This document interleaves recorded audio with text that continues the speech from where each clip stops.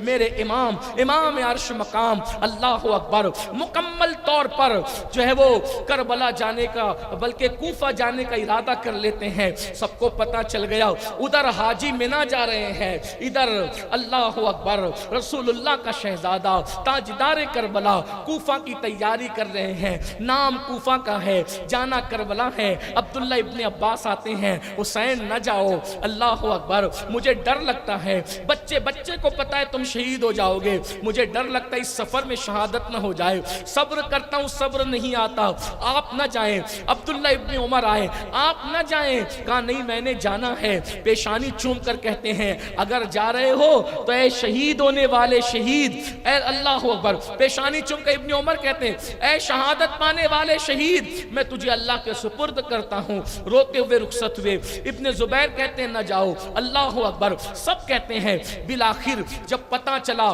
حضرت عبداللہ ابن جعفر طیار کو کہ امام نکل چکے ہیں مکہ المکرمہ سے, تو آپ جلدی آئے. آپ کے بہنوئی بھی تھے, چچا زاد بھائی بھی تھے, آئے اور آنے کے بعد کہا حسین واپس چلو. تو امام نے ان کو کہا میں واپس نہیں جاؤں گا. لوگ اس پہ بھی شور کرتے ہیں, سب نے سمجھایا بڑے ضدی تھے. استغفر اللہ معاذ اللہ, لوگوں کو کیا پتا یہ ضدی پن نہیں ہے, یہ ذمہ داریوں کا احساس ہے جو آپ نے سب کو نہیں بتایا, اپنے بھائی عبداللہ ابن جعفر طیار کو بتایا. فرمایا نانا جان نے مجھے خواب میں ایک حکم دیا ہے, میں اس کو پورا کرنے جا رہا ہوں. کہا خواب کیا ہے؟ کہا کہ مجھے اجازت نہیں ہے بتانے کی, بس مجھے حکم ہے کہ میں اس کو پورا کروں, اجازت نہیں ہے, اور جب تک میں حیات رہوں گا یہ خواب کسی کو نہیں بتاؤں. اور مجھے اپنے بزرگوں کی تحریروں سے پتہ چلتا ہے کہ وہ خواب آپ نے دو لوگوں کو بتایا, ایک امام زین العابدین کو اور ایک سیدہ زینب پاک, اور کسی کو نہیں بتایا. وہ بھی آپ نے کربلا میں بتایا, اتنے سفر میں نہیں بتایا. اللہ اکبر. امام علی مقام ذی الحجہ کی 8 تاریخ کو نکلے اور منزل بمنزل تقریباً 11 یا 14 منزلیں طے کرتے ہوئے محرم کی 2 تاریخ کو امام علی مقام 61 ہجری محرم کی 2 تاریخ کو کربلا پہنچے. کربلا پہنچنے کی داستان بھی بڑی طویل ہے, لیکن میں اس کو اختصار کے ساتھ کرتے ہوئے, اور 2 سے لے کر کے 7 محرم تک جو ہے وہ مختلف افواج امام علی مقام سے آتی رہی, ملتی رہی, باتیں ہوتی رہی, ساری چیزیں. یہ بات کہی جاتی ہے کہ امام علی مقام نے آخری میں کہا تھا کہ مجھے یزید کے پاس چلے جانے دو, میں اس کی بیعت کروں گا. یہ انتہائی پھوڑ اور گندی بات ہے, اس کا کوئی تعلق نہیں ہے حقیقت سے. ابن کثیر بھی اس کا انکار کرتا ہے, ابن جریر نے بھی اس کا انکار کیا ہے, اور ہر منصف مزاج مصنف نے بھی اس کا انکار کیا ہے. یہ صرف ناصبیوں کی گندگی ہے جو بوئی گئی ہے, اللہ تعالیٰ انہیں ہدایت عطا فرمائے. بہرحال تو 7 محرم کو اتنا بڑا لشکر کربلا میں جمع ہو گیا کہ آپ پر پانی بند کر دیا گیا. لڑنے کے لیے عمر سعد کو بھیجا گیا. سعد ابن ابی وقاص کا بیٹا, رائے کی حکومت کے لالچ میں وہ لڑنے کے لیے آیا. پوری داستان ہے, میں اس سے پہلے بیان کر چکا ہوں, لیکن چونکہ وقت کی قلت مجھے اپنی طرف توجہ دلاتی ہے تو میں اپنی گفتگو کو سمیٹتے ہوئے عرض کر رہا ہوں کہ اللہ اکبر. 7 محرم کو پانی بند کر دیا گیا. جب پانی بند ہو گیا, ننھے بچے بھی ساتھ تھے, عورتیں بھی ساتھ تھیں, چھوٹی عمر کی شہزادیاں بھی ساتھ تھیں. 7 سے لے کر کے 9 تک اسی طرح گفتگو ہوتی رہی. امام کہتے تھے میں نے بیعت نہیں کرنا, وہ کہتے تھے آپ یزید کی بیعت کرو. آپ کہتے تھے وہ فاسق ہے, وہ فاجر ہے, وہ خلیفہ بننے کے قابل نہیں. دیکھیے یزید سے اگر دین کی پہچان ہوتی تو آج ہم منہ اٹھا کے جی نہیں سکتے تھے دنیا میں, کیونکہ دین کی پہچان ہوئی کس سے؟ خلیفہ راشد, خلیفہ اول, افضل البشر بعد الانبیاء سیدنا صدیق اکبر کے کردار سے. دین کی پہچان ہوئی کس سے؟ سیدنا عمر ابن خطاب سے. دین کی پہچان ہوئی کس سے؟ سیدنا عثمان ذو النورین سے. دین کی پہچان ہوئی کس سے؟ امام علی مرتضیٰ سے. دین کی پہچان ہوئی کس سے؟ بلال حبشی سے, ابو ہریرہ سے, حضرت سعد سے, سعید سے, طلحہ سے, زبیر سے. یہ دین کی پہچان کرانے والے لوگ. اگر اس کو امیر مان لیا جائے, بھئی پبلک کا اعتبار نہیں ہوتا لیکن امیر کا اعتبار ہوتا ہے. مثال کے طور پر ہمارے یہاں 14 صدیاں بیت جانے کے بعد بھی بگڑے سے بگڑا ہوا آدمی کتنا بھی بڑا شرابی ہو, کسی شرابی کے پیچھے نماز نہیں پڑھتا. شرابی بھی شرابی کے پیچھے نماز نہیں پڑھتا، زانی بھی زانی کے پیچھے نماز نہیں پڑھتا، جواری بھی جواری کے پیچھے نماز نہیں پڑھتا۔ مجھے بتائیں، جب شرابی، جواری اور پاپی لوگ بھی کسی پاپی کو امام نہیں بناتے تو آپ اندازہ فرمائیں وہ رسول اللہ کا شہزادہ، ان کے اپنے دور میں ان سے بہتر کوئی نہیں تھا، ان کے اپنے زمانے میں ان سے بہتر کوئی نہیں تھا۔ ابن عباس نے کہا حسین اس وقت آخری تم نواز رسول ہو، تمہارے سوا کوئی نواز رسول نہیں ہے۔ ان کے ہوتے ہوئے پھر آپ کی عمر بھی بڑی، آپ کا علم بھی بڑا، آپ کا نسب بھی بڑا، آپ کا حسب بھی بڑا، آپ کا حسن بھی بڑا، آپ کا تقوی بھی بڑا، آپ کی پرہیزگاری بھی بڑی، آپ کی اصل بھی بے مثال، آپ کی نسل بھی بے مثال۔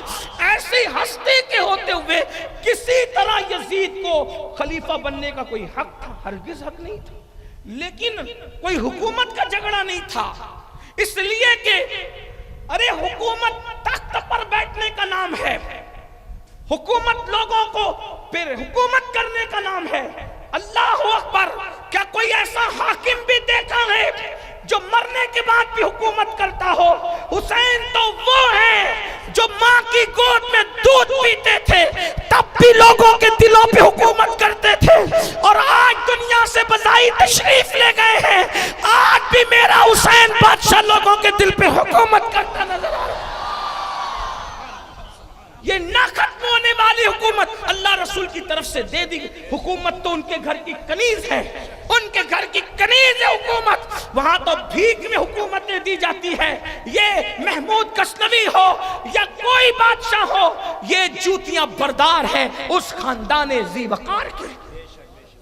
کسی نے بہت اچھی بات کہی تھی کہ ایسے درویشوں سے ملتا ہے ہمارا شجرہ جن کے قدموں میں کہیں تاج پڑے رہتے ہیں، ان کے قدموں میں تاج بھی پڑے ہوتے ہیں اور تاجدار بھی پڑے ہوتے ہیں۔ اور میرے امام تو کہتے ہیں کیوں تاجدارو خواب میں دیکھی کبھی وہ شے جو آج جھولیوں میں گدایان در کی ہے۔ ان کے غلاموں کی جھولیوں میں جو بھیک ہے وہ بادشاہوں نے کبھی خواب میں بھی نہیں دیکھی۔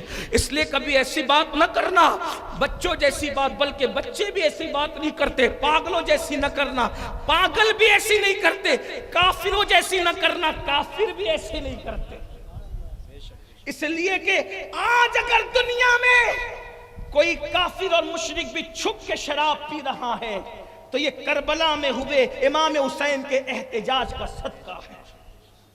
آپ دیکھو دنیا میں مشرکین بھی جو شراب پیتے ہیں وہ چھپ کر پیتے ہیں، اور اگر پیتے ہیں تو ندامت کے ساتھ پیتے ہیں، اس لیے کہ اچھائی اور برائی میں میرے امام نے اتنا واضح فرق کر دیا۔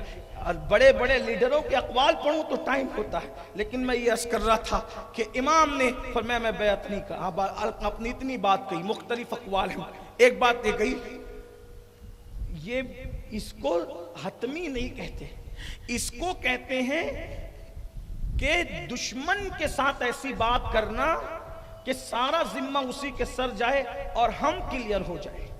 امام نے فرمایا کہ اگر میرا آنا تمہیں نامنظور ہے تو میں واپس چلا جاتا ہوں۔ یہ فرق، واپس جانے والے نہیں تھے، لیکن یہ اس کو گفتگو کا انداز کہتے ہیں، یا اس کو الزامی جواب بھی کہتے ہیں کہ انسان یہ بتائے کہ یہ کتنے ننگے، یعنی ایکسپوز کرنے کے لیے، انہیں بے کرنے کے لیے کہ یہ کسی چیز کو قبول کرنے والے نہیں ہے، اس لیے ساری چیزیں پیش فرما۔ میرا آنا منظور نہیں تو میں چلا جاتا ہوں۔ ایک روایت یہ بھی ہے کہ میں روم چلا جاتا ہوں، روم موجودہ ترکی کو کہتے ہیں، یعنی میں وہاں چلا جاتا ہوں۔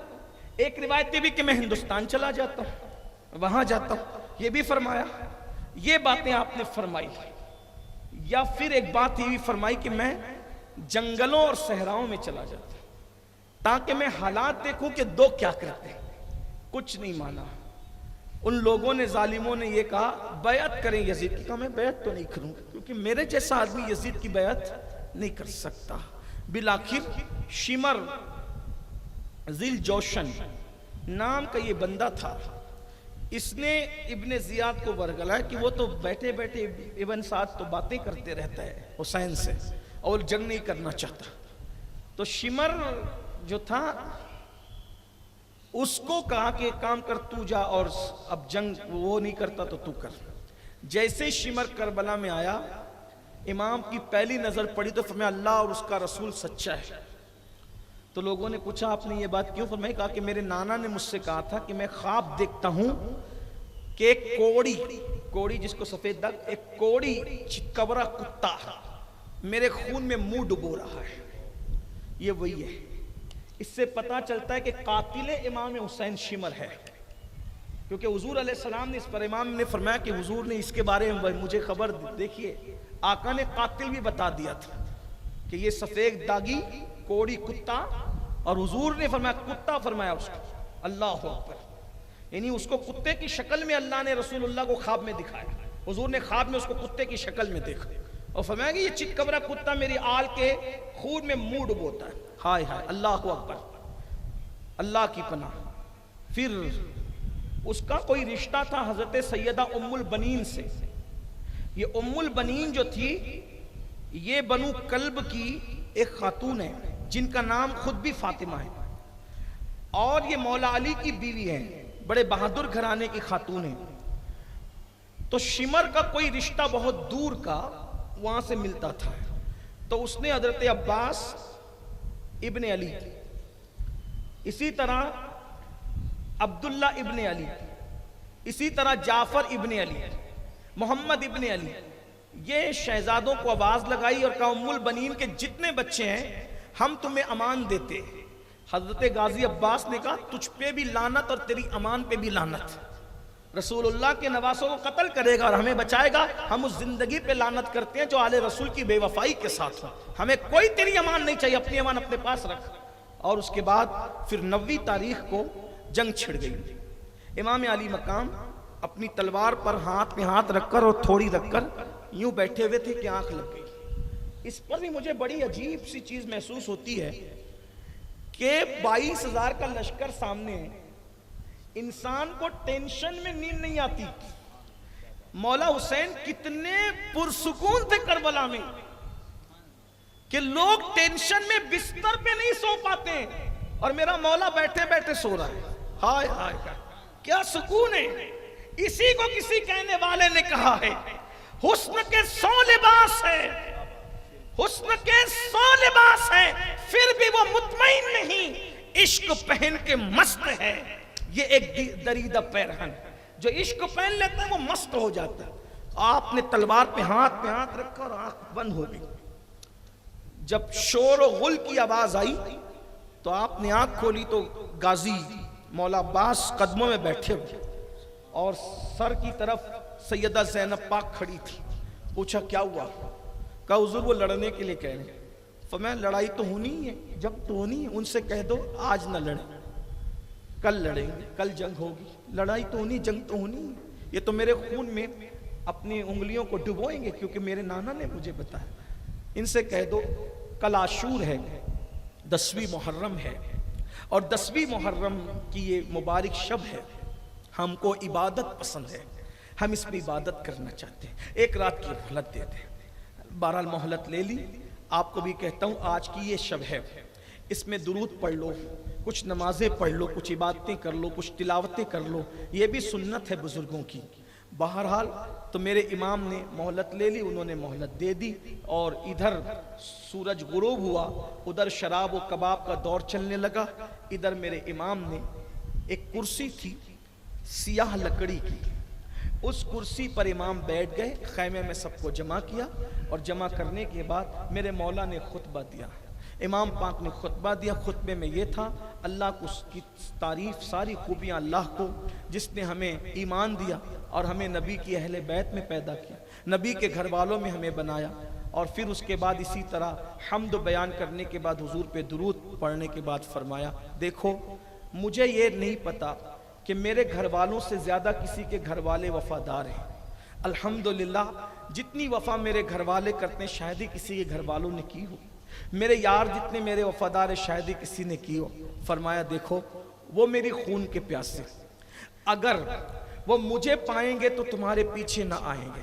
اس لیے میں تم سے کہتا ہوں کہ رات کا وقت ہے، ایک بندہ میرے گھر کے ایک فرد کا ہاتھ پکڑے، ایک اونٹ لے اور خاموشی سے چلا جائے. چلے جاؤ، سب چلے جاؤ. بیویوں سے کہا تم بھی چلے جاؤ. گھر والوں سے کہا تم بھی چلے جاؤ، بیٹوں سے کہا تم بھی چلے جاؤ، بیٹیوں سے کہا تم بھی چلے جاؤ، وہ میرے اکیلے کے خون کے پیاسے ہیں، جب وہ مجھے دیکھیں گے یہاں تو تمہارے پیچھے کوئی نہیں آئے گا۔ اور ایک طویل خطبہ دیا جس سے پورا خیمہ رو پڑا۔ امام نے فرمایا چراغ جل رہا ہے، اس کی روشنی میں اگر تم جانا نہیں چاہتے تو میں چراغ بجھا دیتا ہوں، اندھیرے میں چلے جاؤ، میں کسی کو نہیں دیکھ رہا ہوں اور میں کسی کے بارے میں کوئی شکایت نہیں کروں گا، یہ میری اجازت ہے، سب چلے جاؤ۔ لیکن وفا کا درس سیکھنا ہے تو کربلا سے سیکھو۔ آج کوئی بھائی کسی بھائی کا نہیں ہے، آج کوئی بہن کسی بھائی کی نہیں ہے، کوئی بھائی کسی بہن کا نہیں ہے، ہائے ہائے تباہی ہے، بربادی ہے، معاشرے کو آگ لگی ہوئی ہے۔ لیکن کربلا کیا بتا رہا ہے؟ اللہ اکبر۔ امام نے چراغ بجھا دیا اور تھوڑی دیر کے لیے آپ خاموش بیٹھ گئے اور پورے خیمے سے سسکیوں کی آواز اٹھ رہی تھی، دیر تک سسکیوں کی آواز اٹھی۔ پھر امام نے اب چراغ تو خود ہی بجھایا تھا، جلانا خود تو نہیں تھا، کسی نہ کسی کو تو جلانے کے لیے کہنا تھا۔ میرے مولا کو کتنا اعتماد تھا اپنے بھائی پر۔ اللہ اکبر۔ فرمایا میرے غازی اٹھو اور جلدی سے چراغ جلا دو، یعنی کہ گویا امام بتا رہے ہیں کون رہے گا کون نہیں رہے گا گارنٹی ہو نہ ہو، لیکن کوئی جا سکتا ہے مگر میرا غازی مجھے چھوڑ کر کے نہیں جا سکتا۔ غازی نے چراغ جلایا، کوئی ایک بندہ بھی نہیں گیا، کوئی ایک بندہ بھی نہیں گیا اور سب روتے۔ کوئی کھڑے ہو کے کہتا حسین جب تک کہ خون کا ایک قطرہ بھی ہے آپ پہ نثار ہے۔ کوئی کہتا ہے مولا جب تک کہ ہمارے وجود زندہ ہیں آپ کی نالین پر بھی غبار آنے نہیں دیں گے۔ سب اپنی اپنی عقیدتوں کا اظہار کر رہے تھے۔ بیویوں سے کہا تم چلے جاؤ۔ سیدہ شہربانوں نے کہا لعنت اس زندگی پر جو آپ کو چھوڑ کر جانے میں ہے، مجھے کوئی آرام نہیں چاہیے۔ اللہ اکبر۔ جس شوہر کے ساتھ راحتیں گزاری ہے، جس سکون میں زندگی گزاری ہے، اس کو مصیبت میں چھوڑ کے جائیں گے تو فاطمہ الزہرا کو کیا منہ دکھائیں گے؟ بالآخر امام نے سب کو دعائیں دی، سب کو کہا اپنے اپنے خیمے میں جاؤ، عبادت میں مصروف ہو جاؤ۔ صبح جنگ کرنا ہے اور رات کو عبادت ہو رہی ہے، کوئی سو نہیں رہا ہے، پتہ نہیں کیا لذتیں اٹھائی سجدوں میں، تلاوت میں کیا لذتیں اٹھائی۔ اب صبح آئی، اللہ اکبر۔ جیسے صبح طلوع ہوئی تو آج کی صبح کچھ الگ تھی، کچھ انفرادی تھی۔ میرے مولا نے فرمایا فجر کی اذان میرا علی اکبر دے گا۔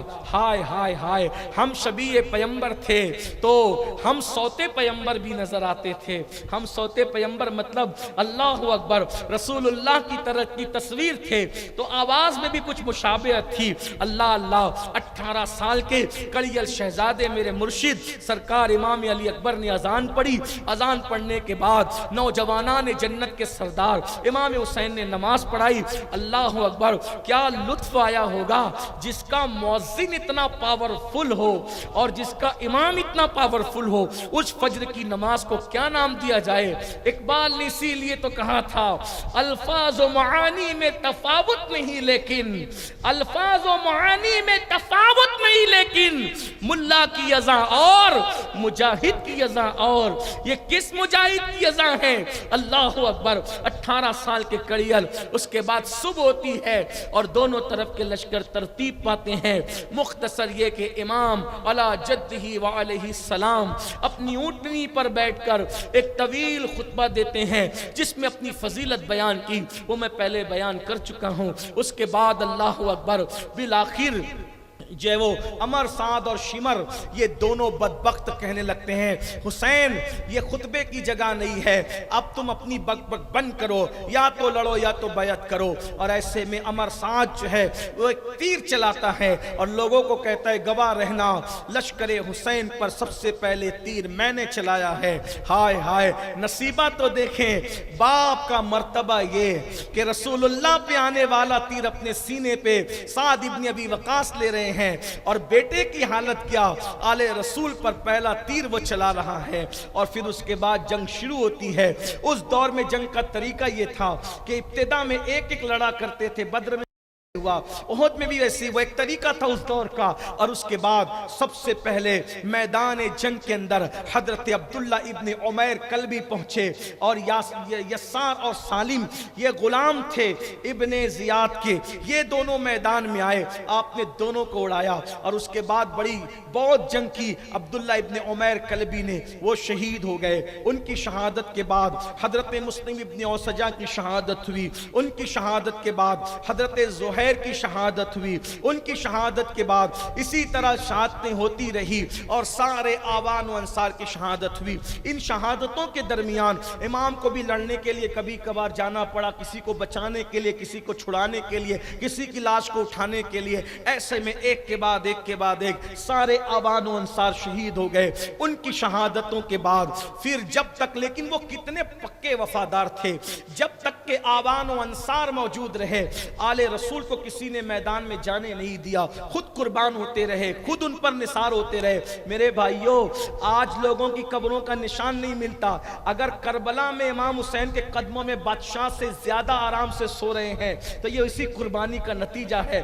جب لوگ دروازے میں داخل ہوتے ہیں تو میں نے دیکھا ہے لوگ حسین اور آل حسین پر بعد میں حاضری دیتے ہیں، پہلے ان شہداء کو حاضری دیتے ہیں جنہوں نے پہلے آل رسول سے پہلے اپنے آپ کو ان کے قدموں پہ قربان کیا۔ وفائیں اتنا بلند کرتی ہے میرے بھائی، اللہ اکبر۔ جب پھر اس کے بعد شہزادوں کی باری آئی، اللہ اکبر، امام حسن کے شہزادے حضرت عبداللہ ابن حسن، ابو بکر ابن حسن، اسی طرح سے اللہ اکبر محمد ابن حسن، مختلف مورخین نے نام الگ الگ لکھے ہیں۔ اس طرح سے امام علی مرتضیٰ کے شہزادے حضرت عباس کے دوسرے بھائی، ایک کا نام عمر ابن علی بھی ہے، عون ابن علی بھی ہے، محمد ابن علی بھی ہے، جعفر ابن علی بھی ہے، اسی طرح امام مسلم کے شہزادے، ان کی شہادتیں ہوئی۔ اور اس کے بعد پھر اللہ اکبر، اب اصول برکت کے لیے چند شہادتیں پڑھ دی جاتی ہے اور اس کے بعد گفتگو پوری ہوتی ہے۔ اللہ اکبر، ان شہادتوں کے درمیان جب شہادتیں ہو رہی تھی، مولا علی کے کئی بیٹے شہید ہو گئے، بلکہ سارے بیٹے شہید ہو گئے ایک کے سوا، امام حسن کے سارے بیٹے شہید ہو گئے ایک کے سوا، اور حضرت مسلم کے اور دیگر بزرگوں کے سارے بیٹے شہید ہو گئے، چند لوگ بچے۔ ایسے